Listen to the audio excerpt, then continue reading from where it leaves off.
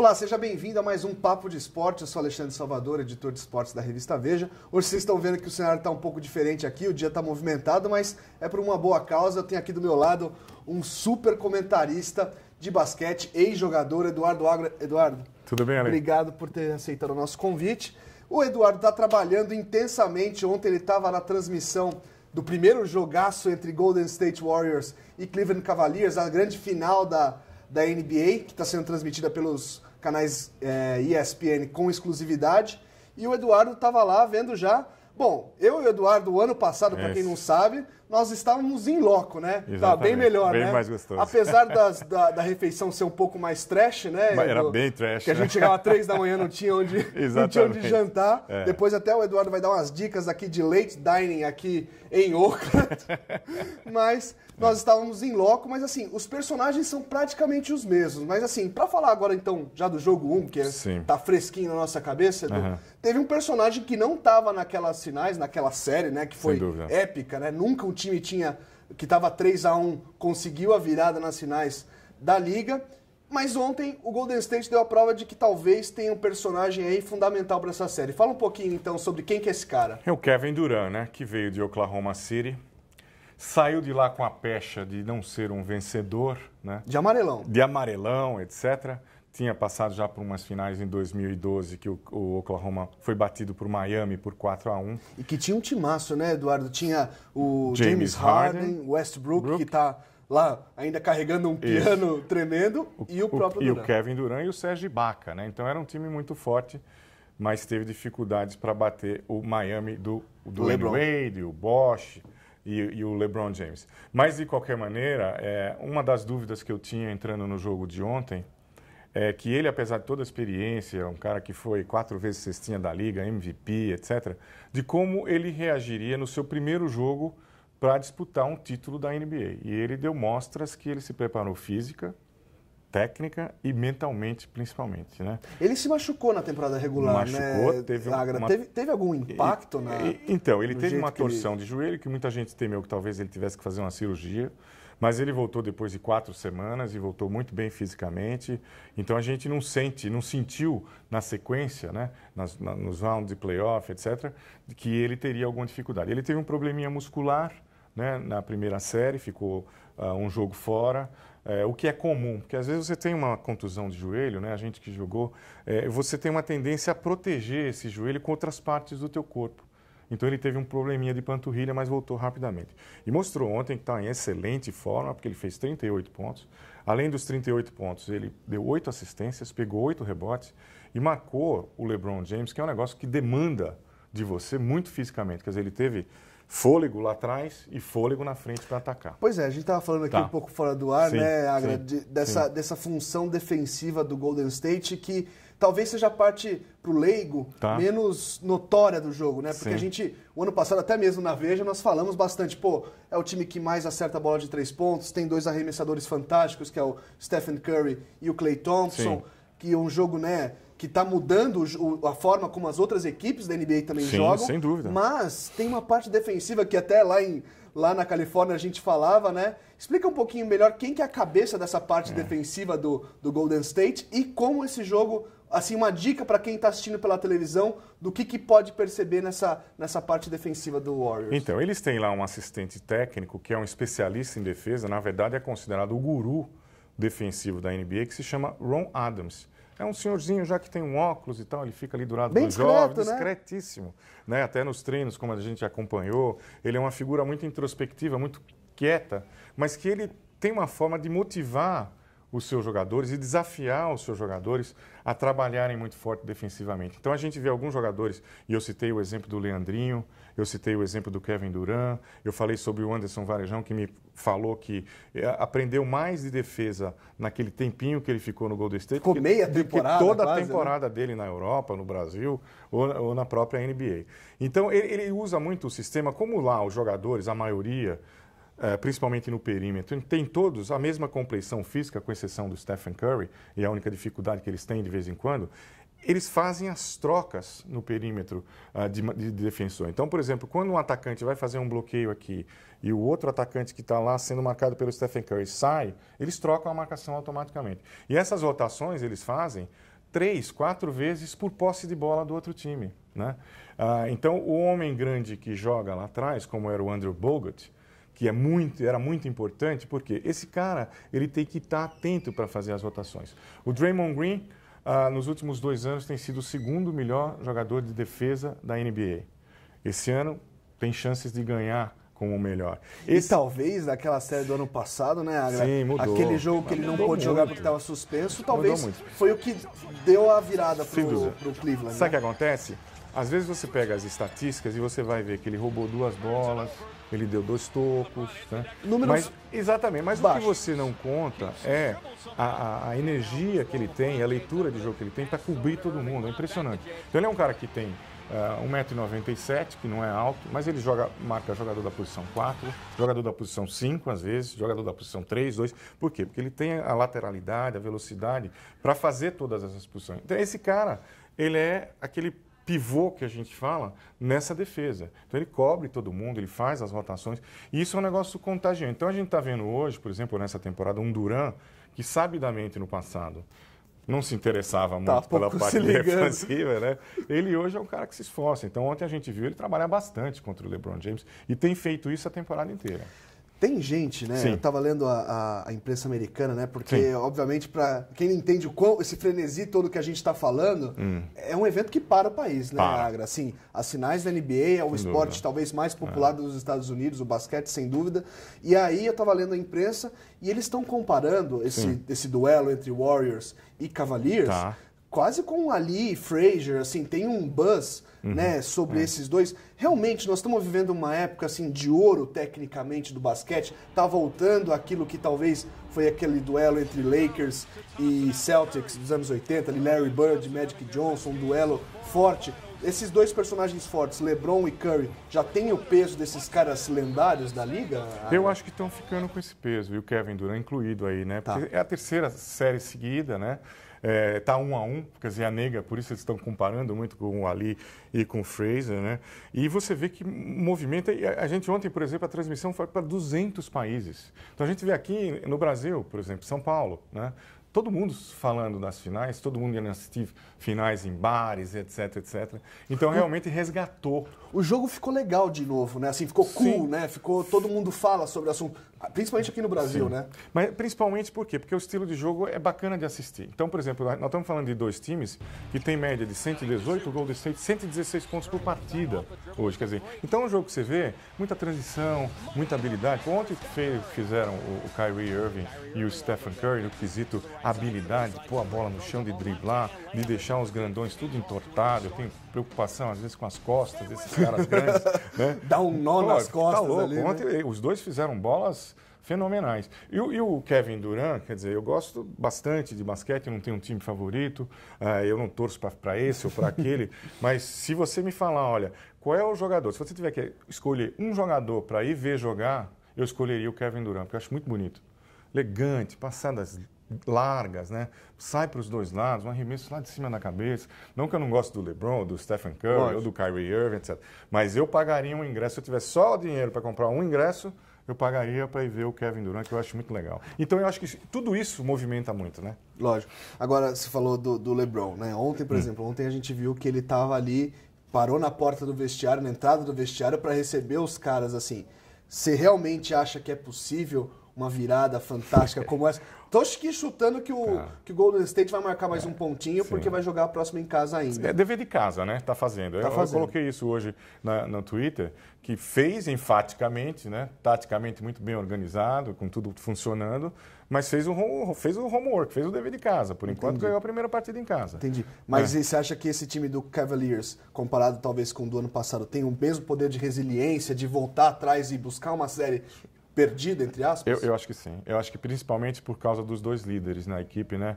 O LeBron James, que amadureceu muito, porque eu lembro muito bem dele lá atrás, né? Que era aquela coisa de gente mais jovem, de gente que não tinha tanta experiência, marrento também, etc. Mas hoje ele é um líder muito positivo. Então essa atitude dele esperar os caras na porta para dizer, ó, vamos lá, já fizemos isso. Porque eles já fizeram. Se a confiança que tem o time do Cavs hoje é essa, a gente já fez isso numa forma muito... Estavam num buraco, né? Preciso até confessar aqui que a minha produtora lá, Gabriela Ventura, no jogo 5 de Cleveland, ela falou, olha, é bom vocês fazerem a mala, porque pode ser que a gente tenha que sair daqui bem cedinho.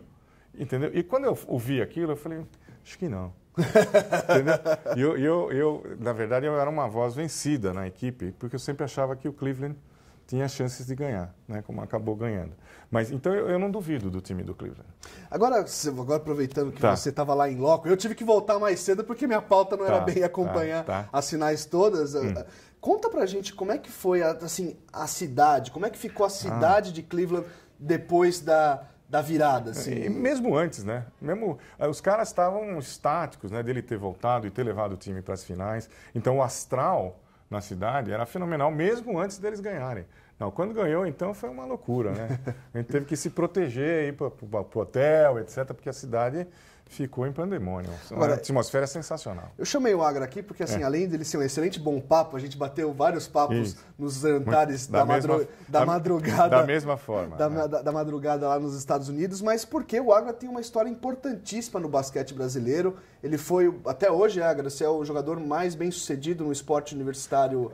O brasileiro mais bem-sucedido no basquete americano? Que foi até mais longe naquele torneio dele da NCAA. Só para quem não entende um pouco do basquete, você disputa ali uma temporada regular e depois tem os playoffs, né? Que é esse mata-mata maluco. E o seu time, Kansas State, chegou até... Chegou 3 anos que eu estive lá, nós fomos até o Sweet 16, que são os 16 melhores times, e até o Elite 8, né? Que é o jogo antes... Sim. Do Final Four. Sim, que são ali as quartas de final, equivalente às quartas de final, né, Agra? Exatamente. Entendi. Exatamente. Bom, e aí, Agra, assim, você também jogou aqui pela Seleção Nacional, jogou no Clube Sírio, tem uma história bacana pelo basquete. Para quem não conhece muito bem, porque naquela época é tão difícil achar fita, né, achar vídeo... Não tinha informação.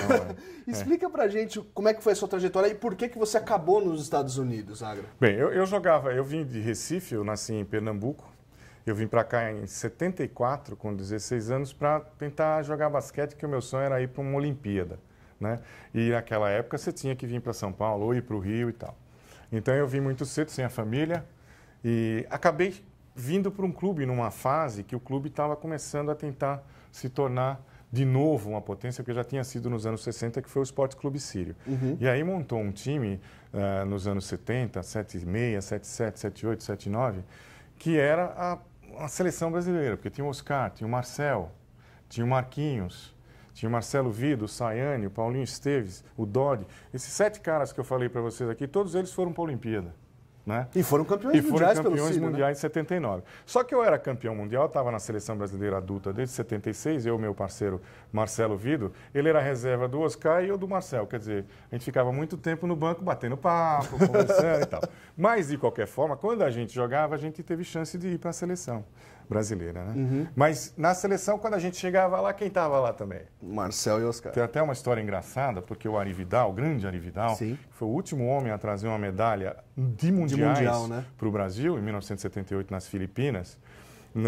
E você estava nesse time? Eu estava nesse time com o Marcelo Vido, com o Oscar e com o Marcel. Quer dizer, a gente tava, era o Sírio para a gente, né? E estava o Marquinhos também. Mas o Ari Vidal, no dia da decisão do 3º e 4º contra a Itália, de manhã, a gente foi num bate-bola e a gente tinha também o Robertão de Franca, que era um cara muito bem-humorado, muito engraçado.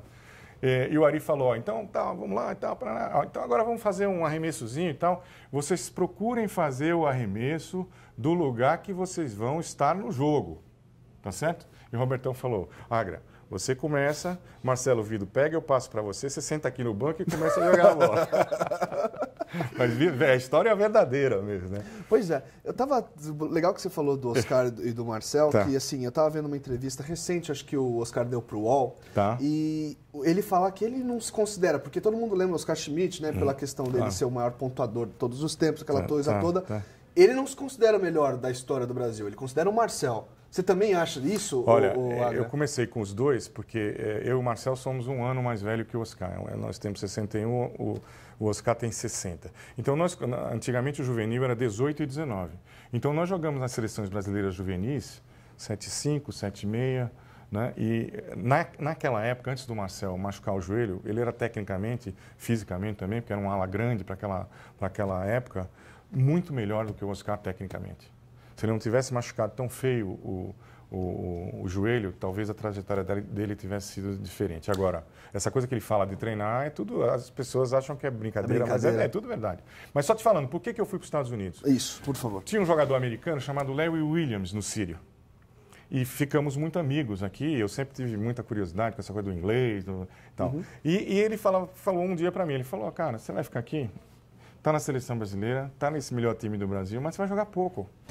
Então, por que você não pega a sua malinha, vai embora, você fica lá 4 anos, estuda, se forma, a universidade é top 25, vai ter exposição. E como é que foi, assim, isso hoje é mais natural, né? Porque a internet, você vai lá, entra no site da universidade, se comunica, a comunicação é muito mais fácil. Na sua época, como é que foi esse contato? Nossa, muito complicado, porque, por exemplo, tinha ele, né? Então, ele falou, olha, pode levar esse cara que esse cara vai ajudar a universidade. Então, eu não fiz teste, eu não mandei vídeo, ninguém me viu na internet. Hoje em dia é assim, né? É fácil. Então, né? foi na palavra do cara. Um dos assistentes técnicos tinha sido companheiro de quarto dele 4 anos na universidade, confiava muito no Larry. Então, ele falou, é bom cara, é bom jogador, é bom aluno e tal. Então, você pode confiar aí que vai. Então, foi na boca.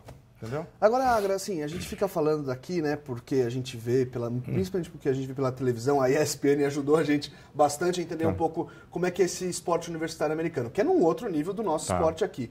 Explica, nos olhos de quem viu ao vivo lá a estrutura, por que o esporte americano dá tão certo por essa estrutura envolvendo a educação, envolvendo as grandes universidades, por ter essa grande liga ou essa grande organização, essa parte organizacional por trás do esporte universitário? Primeiro porque é muito lucrativo, né? Então, para quem não sabe, são 362 universidades na divisão 1. Quer dizer, isso localmente, nacionalmente. Então, por exemplo, você tem a minha cidade, por exemplo, tinha 70 mil pessoas, a arena tinha 22 mil lugares, né? E movimenta o estado inteiro. Ou seja, no mínimo ali 1/3 da cidade estava assistindo basquete. Aí você tem, hoje em dia, principalmente, naquela época nem tanto, mas você tem a televisão local, você tem a televisão nacional, a exposição é muito grande, né? Então, por exemplo, as grandes universidades, né, que o amigo que está assistindo aí, que não conhece muito, mas Duke, por exemplo, que são as mais famosas, North Carolina, Indiana, essas universidades maiores, elas ganham um dinheiro, o contrato de televisão da NCAA do basquete é maior do que o da NBA ou da NFL, por exemplo. Então é muito dinheiro que envolve, só que eles conseguiram manter isso aí tudo limpo. Então a NCAA, que é o órgão que rege todos os esportes americanos, ela é muito rígida, né? Tem até um debate, né, Agras, que assim, se os jogadores deveriam receber ou não, enfim, né? Porque a universidade recebe uma bolada, mas o jogador não pode receber nada, né? Mas, por exemplo, se você parar para pensar, você vai estudar, por exemplo, em Stanford, com uma bolsa de 4 anos. Então isso aí, para a sua família, custaria uns $300 mil. Tá certo? Em 4 anos. E o cara mora confortavelmente, porque, por exemplo, os atletas lá são tratados assim. Então, nos anos 80, quando eu estava lá, o meu dormitório lá era uma coisa fantástica. E todas elas são assim. Então, a coisa principal, o cara tem que estudar. Se não estuda e não tem uma média mínima por semestre, ele não joga. Se ele não consegue se recuperar no semestre seguinte, ele perde a bolsa. Então, é tudo muito sério, né? Os técnicos são muito respeitados, disciplina, horário, aula, e a NCAA fica em cima com essa coisa. Então, por exemplo, aquela super estrela ali, se ele não quiser estudar, até tem uns jeitinhos, obviamente. O cara vai estudar, por exemplo... Pega as matérias mais fáceis. Exatamente. Então, por exemplo, eu quando cheguei lá, que não falava muito bem inglês, e tinha dificuldade, né, para entender e tal, eu tive aula de boliche. Caramba! Então tinha um horáriozinho lá que eu ia jogar boliche e ganhava nota. E contava crédito. Opa! E assim, a gente estava falando fora do ar, você falou de um personagem muito legal, que, assim, que é o Coach K, que é o Mike Krzyzewski, que é uma lenda do esporte americano. Sem dúvida. Do esporte universitário, porque é o treinador de Duke, né, que é o mais famoso. 39 anos, está indo para a 40ª nessa coisa de domar as feras, ele também é importante, porque ele é o cara que treina o Dream Team americano, por exemplo. Na Olimpíada aqui do Rio, era ele no banco de técnicos, né? Em Londres, né? E em Pequim. Quer dizer, ele tem 3 medalhas olímpicas, agora ele passou... Ou seja, essa mão firme aí do universitário ajuda nessa hora, e né? foi impressionante porque passaram por ele LeBron James, Kevin Durant, Kobe Bryant, todas as grandes estrelas aí dos últimos 3 ciclos olímpicos passaram pela mão dele. Agora, essa coisa do respeito nos Estados Unidos é uma coisa que a gente, às vezes, passa batido, né? Aqui no Brasil, em muitas oportunidades, e que lá o cara que consegue fazer de uma forma que seja respeitado, o cara vai ser respeitado por todos. Então a gente nunca ouviu, nesses 3 ciclos olímpicos, alguma discussão, alguém insatisfeito, alguém que não gostou. Os caras vão lá e os caras falam o que ele pede. Entendeu? Lógico. É muito importante. Agora, aproveitando esse gancho aí que a gente falou de respeito, de disciplina e tal. Tá. O esporte aqui no Brasil, ele anda passando por momentos turbulentos, né, Agra? Assim, na questão organizacional, principalmente, né? A CBB está ali passando por esse momento conturbado, de muitas dívidas, né? Uma insolvência ali financeira complicada. Mas a contrapartida é que a liga, a principal liga nacional, que é o NBB, está passando por um dos momentos melhores. Até tecnicamente, se você for ver, os jogos estão ficando muito bons, né? Tem agora, nós estamos também nas finais do NBB, que é Bauru contra Paulistano. Tá o Pinheiros muito bom, que desbancou o Flamengo, que era o atual campeão. Fala um pouquinho pra gente, você como ex-jogador, assim, é estranho isso mesmo? Assim, se o Brasil está num momento tecnicamente muito bom, mas na parte administrativa está muito mal, assim, como é que você vê o esporte hoje? Administrativamente, a gente tem um novo presidente, que é o Gui Peixoto, que assumiu, empresário de muito sucesso, um ex-jogador, que está se cercando de gente do basquete para tomar conta, e ele está saneando dívidas, etc. O problema maior que eles têm agora é aquela suspensão da FIFA, que ele também está tentando, já apresentou um plano, vai de novo em junho na FIBA, na Suíça, para apresentar de novo. Tirou dinheiro do bolso já para pagar algumas dívidas. Então, eu acredito que com essa nova administração, acabou de fechar com um centro de treinamento em Concórdia, perto de Campinas, quer dizer, é um cara que está chegando como empresário para tomar conta. Eu tenho muita esperança em tudo isso aí. Tive pessoalmente com ele conversando há 2 semanas atrás. Então, estou muito esperançoso. Estamos em boas mãos. E a Liga cresceu muito nos últimos 4 anos. Talvez por esse buzz da NBA também. Então, eles viraram parceiros da NBA, né? A NBA é a única liga do mundo que tem uma parceria com a NBA, é justamente a NBB. Então, a administração moderna, o João Fernando Rossi, que está à frente hoje, é um cara empresário de sucesso também, que tem a mente aberta e está fazendo acontecer bons patrocínios, né? Que a gente está vendo, patrocínios masters bons. E, tecnicamente, a gente vê jovens técnicos, né? Gustavo de Conte, o César Guidetti, do Pinheiros, o Demétrios, lá em Bauru, o José Neto, no Flamengo, que, na minha opinião, tem condições de ser a nova safra de técnicos do basquete brasileiro. Hoje, por exemplo, você vai num time como o Pinheiros, de baixo orçamento, assim como o Paulistano, de baixo orçamento, o cara tem um preparador físico no Paulistano, por exemplo, que é o cara da seleção brasileira. Lá no Pinheiros, os caras têm um time de fisiologistas. Durante o jogo, tem um cara monitorando os minutos do jogador. Análise de desempenho e tal. Tecnicamente, taticamente, organizacionalmente, melhorou muito a Liga. Melhorou muito. Eu, quando estou de folga, eu gosto muito aí de jogos de basquete. Então eu vou Evidentemente. Então eu vou muito no Paulistano, no Pinheiros, que é perto de casa, eu não vou para o interior, mas assisto na televisão. Então assisti todos os times da NBB. E você vê muito progresso, bons valores, jovens surgindo, porque estão tendo a oportunidade de jogar. A gente tem um jogador no Paulistano chamado Jorge de Luca, que tem muitas chances de ser draftado esse ano aqui, jogando aqui no Brasil, é diferente, né? Então eu vejo que a gente tem a oportunidade de crescer. E vejo com essa nova administração uma luz no fim do túnel. Se for como realmente eles estão tentando fazer, tive uma conversa de 2 horas com o presidente, ele me chamou lá para conversar e eu fiquei feliz porque a gente é do basquete, estamos também na mídia, mas procuro ser um cara muito isento, né, e falar o que eu vejo. Então foi uma conversa muito produtiva e eu fiquei muito esperançoso, cara. Legal. Muito mesmo. Agora, só para a gente encerrar esse capítulo Brasil, Agra, por exemplo, fazer essa transição talvez para uma liga grande como é a NBA, que é difícil. Nós temos vários expoentes, até tem rapazes mais novos, né? Bruno Caboclo, tem vários jogadores jovens indo para... Lucas Bebê indo para os Estados Unidos.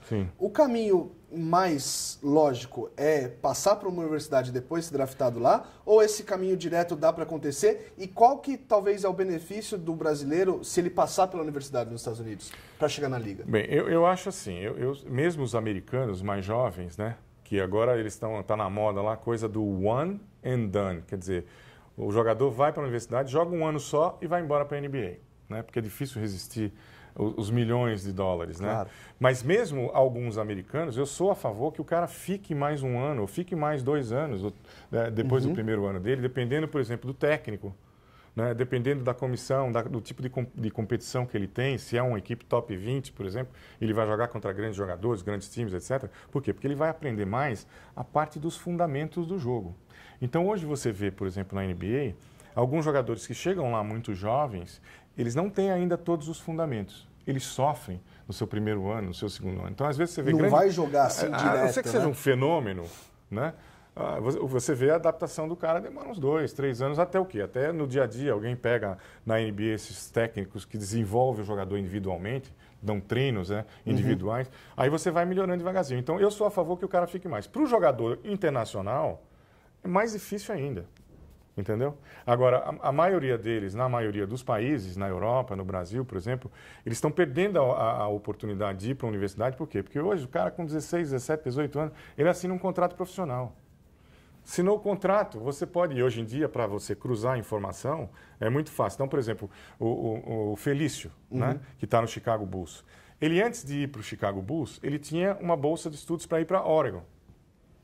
Universidade de Oregon, boa universidade, top 20, ia aparecer bastante, ia desenvolver bastante, ótimo técnico. Descobriram que ele tinha assinado um contrato profissional com o Flamengo. Cortaram. O cara falou, desculpa, você não pode. Aí, quer dizer, ele queimou a etapa, e você vê, agora esse ano foi melhor, mas já é o terceiro ano dele na Liga, né? Demorou um pouquinho para engatar. Para a gente ir encerrando o nosso papo, agora Sim. nosso papo aqui, o motivo da gente estar falando é a NBA, são as finais Claro, aí que claro. a ESPN está transmitindo com exclusividade. Tá. Agora, conta um pouquinho, já que a gente esteve lá nos Estados Unidos no ano passado, você passou aí a temporada inteira, 7 jogos, as finais inteiras, 7 jogos. O que mais te chamou a atenção? Porque também é uma coisa que brilha nos olhos, é o seguinte, por exemplo, aqui no Brasil você tem pouquíssimo contato com os atletas hoje em dia, porque é tudo muito pasteurizado, tem a zona mista ali. Lá é um negócio que me chamou muita atenção.